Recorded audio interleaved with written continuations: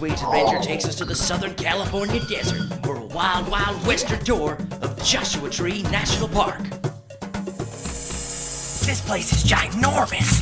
Joshua Tree National Park covers 1,300 square miles. That's 800,000 acres. Right here behind me lies the entryway to the Wonderland of Rocks, a twisted maze of ancient stone, desert farmings, and prickly plants. Now, through my past explorations, I've found evidence that leads me to believe that this is the fabled, secret location of the Magic Desert Quail. It is said that he possesses genie-like powers, and that if you gently rub his tail feathers several times, he will grant you 3 wishes beyond your wildest dreams. Now listen, everybody.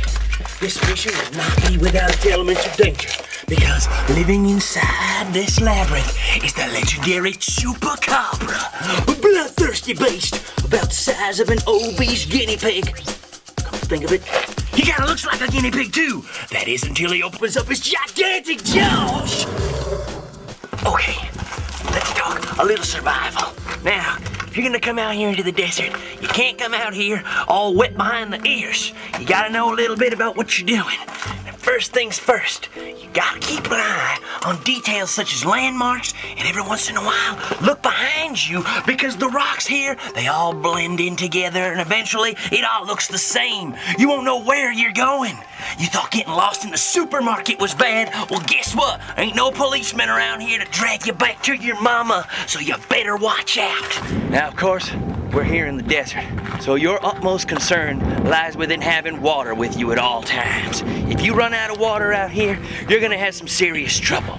24 hours without water means certain death in this area. So make sure you got a canteen filled up to the rim with you at all times. You cannot rely on sources of water in the Wonderland of Rocks. You must have superior balance. Watch this.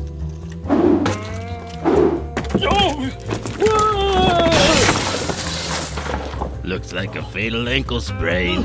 I don't know, guy. Looks like he's getting up. I've got to tell you, you gotta watch your footing out here, because, as you can see, things sometimes move around when you steps on them. I was just showing you that as an example. I did it on purpose, so you could learn something about safety and all. I learned that you need to fall a little harder. Come on. I'll bet you it's $5 he falls again. Here, watch this. Here he goes. Yeah. Uh-oh.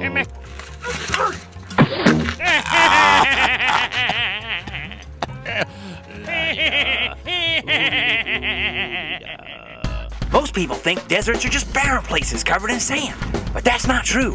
Joshua Tree has over 700 species of plants. Plants like this Mojave yucca have giant swords for leaves, and some of them can go for years without water.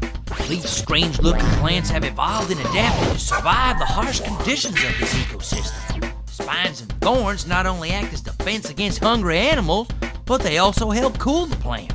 The Joshua Tree comes in many weird shapes and sizes. It grows only in the Mojave Desert of the southwestern U.S. and can live to be over 800 years old. You gotta be careful when you're walking around these plants. And the most dangerous of all has gotta be the jumping teddy bear choy. It's covered in thousands of needle-sharp spines, and if you get too close, its seeds will attach themselves to you with a painful grip. And if the conditions are right, rare spring bloom can transform the barren desert into a carpet of fantastic colors. Delicate seeds that have waited patiently for a sip of water explode like fireworks on the hills and valleys. And although tempting, do not pick the flowers. Don't do it. Like everything else in the national park, they are protected.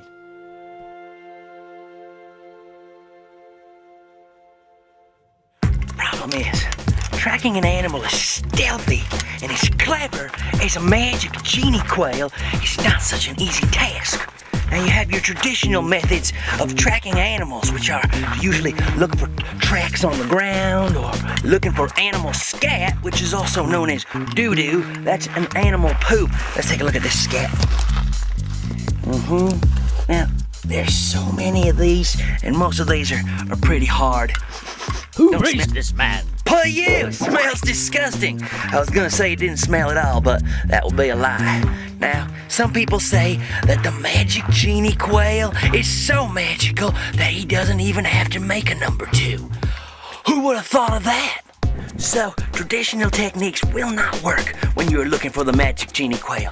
You have to use unconventional techniques. You gotta feel out his magic powers. Feel out for that source of energy around you. You'll know he's nearby when your elbows start to tingle and you start walking around like a chicken feeding on grains. This is a sure sign that you have been affected by the magic powers of the Genie Quail. Another way to know that you might be near the quail is to look for mystical rocks that look like they have magical powers. Look at this one right here.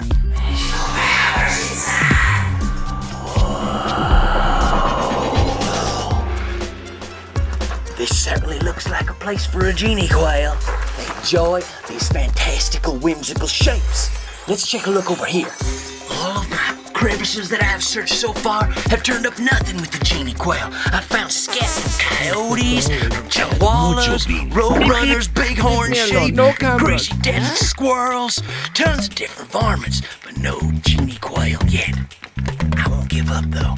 Come on, let's check around. Wise up! It's time for nature knowledge. Now, don't go feeding the animals. Makes them abnormally plump and exceedingly lazy. Please, sir, I have babies to feed. Oh, delicious.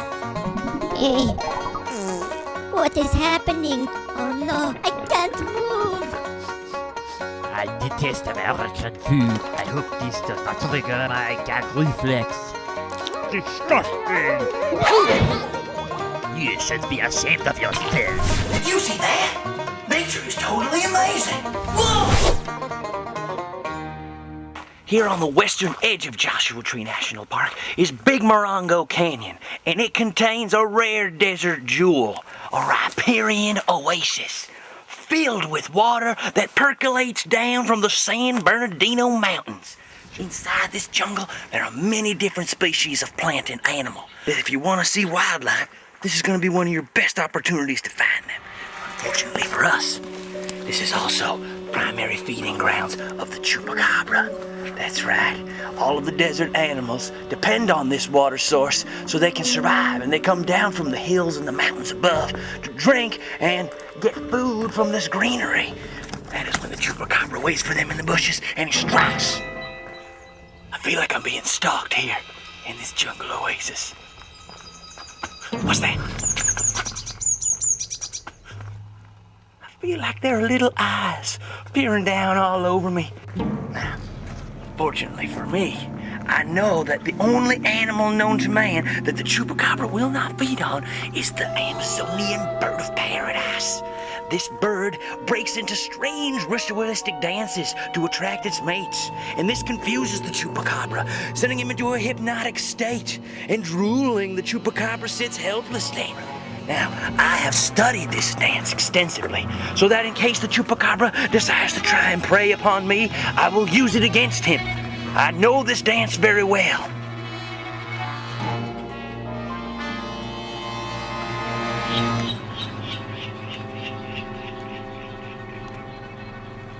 What on earth was that?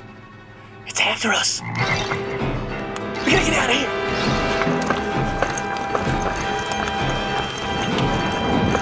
I'm lost in the jungle. I fear that was the chupacabra. I don't think I can make it. Come on, we gotta get out of here. I'm not sure which way to go. That was terrifying. I fear that if I do not get out of here soon, you know what's gonna happen to me. I'm gonna end up on the dinner table of chupacabra. Hello, it's gonna be bologna a la mode over here.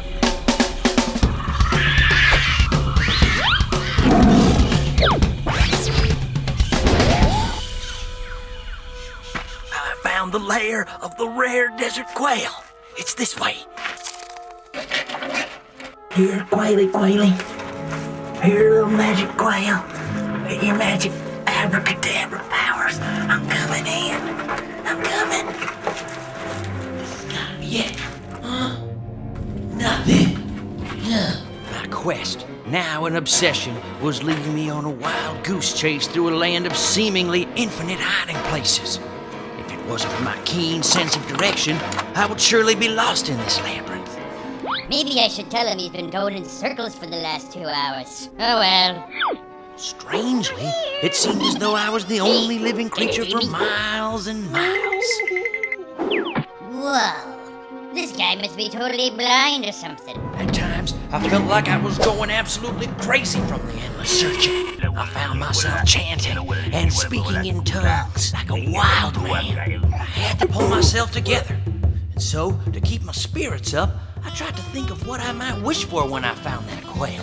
I could be an astronaut and fly straight up to the moon and maybe explore for some delicious lunar cheese.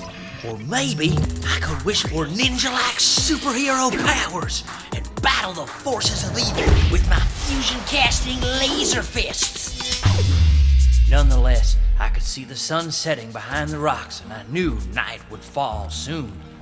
My hunt for clues would have to wait till the morning. So I went and I rested my weary head.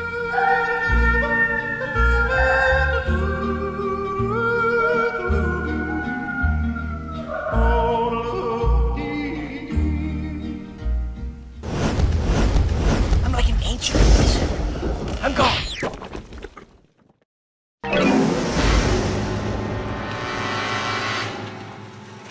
Hi there, folks. I'm here inside one of the feeding caves of the Chupacabra, and strewn across the cave floor lie the many bones of his unsuspecting victims. We must leave this place now before it becomes our desert grave. Come on.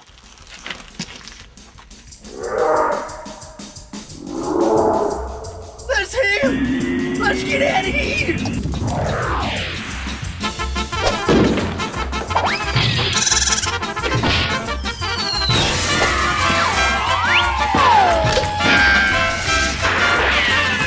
Oh my gosh. This is the scat of the Chupacabra. Looks like he'd had a grainy diet lately. Smells like Jell-O. Let's get out of here. He must be close.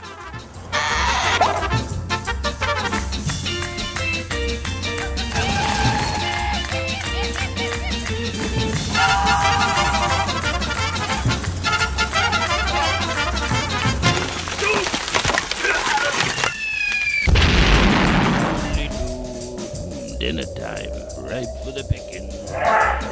You should get that checked out.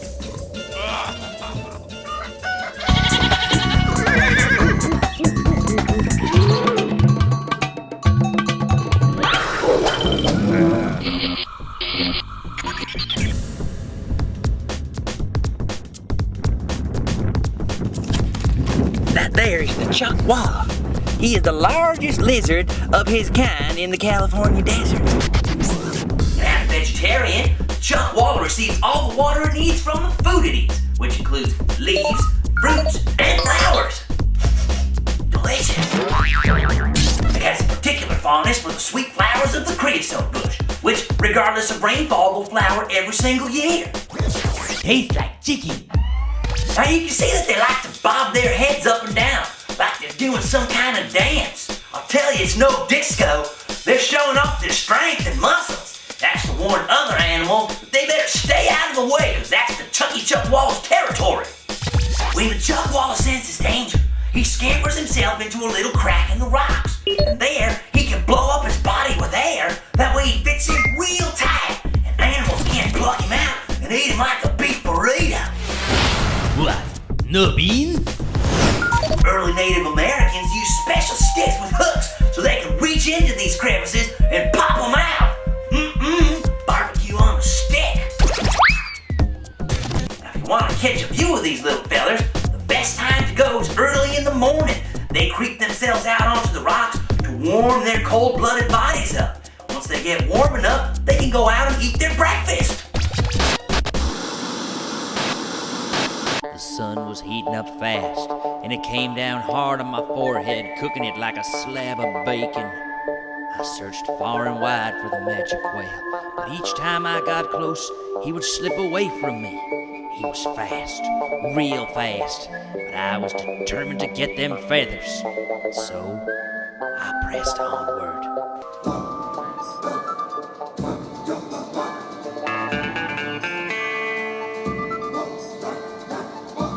I feared that if I did not find the quail soon, I would become prey to the chupacabra, for I could smell his putrid breath all around me, and it smelled like old dog food. And for the first time in my life, I was truly terrified. Hey, bonjour, Francois. Bonjour, Stéphane. Comment ça va, mon ami? Ça va bien. You haven't seen any funny-looking quails running around here, have you? Sadly, no.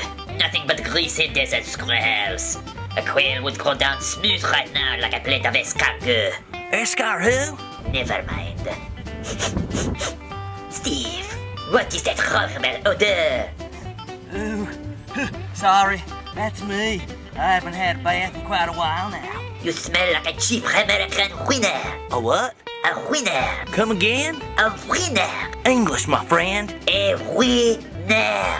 Oh, you mean a hot dog?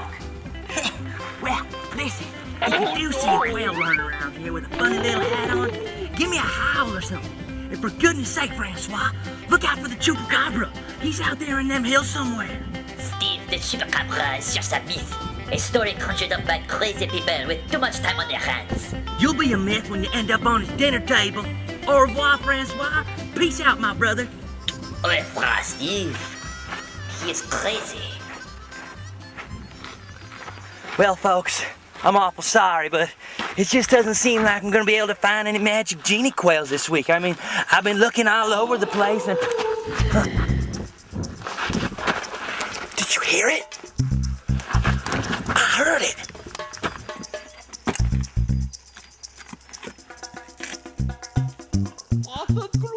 There he is. Frank, would you just give me a hat? No way, yo. It's totally embarrassing. It's a means, dear man. Listen, I'm easy.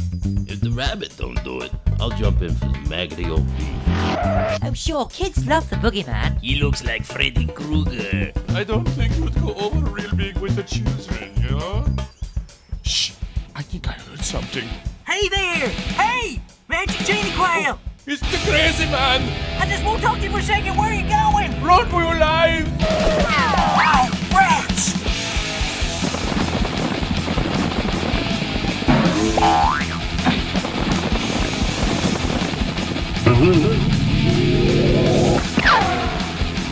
Dead end! Looks like his goose is cooked. Oh, great and mystical Genie Quail!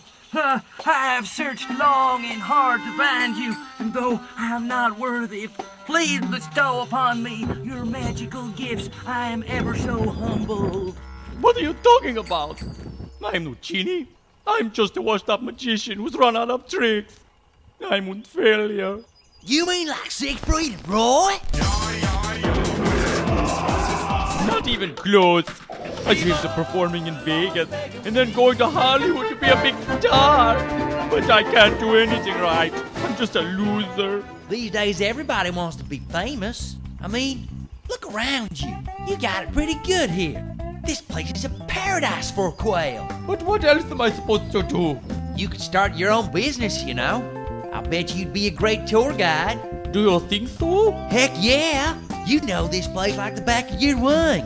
With all your desert buddies, you could guarantee desert wildlife sightings on every single tour. It'll cost you. I don't come cheap. Yeah, guy. Maybe you could accidentally use a couple tourists once in a while, huh? I don't see why not. Do you think he's right, you guys? Of course I'm right.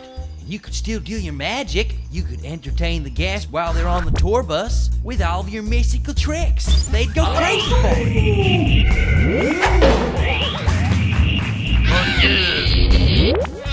No way you're getting me into that van. Oh, stop your whining, Frank. Let's do this, everyone. I'll do it. Me too. Thank you so much for all of your help, Mr. Baloney. Don't you mention it. I'm just happy I could help you out, Mr. Genie. You are a true friend. Adios, my genie friend. Come on. Well, looks like all's well that ends well, my friends. I didn't get no wishes, but that's okay. I'm real happy to see the genie on the road to success. Well, we hope to see you on our next adventure. But until then, get out and do a little exploring of your own. There's a big world just waiting for you to jump in. See you later.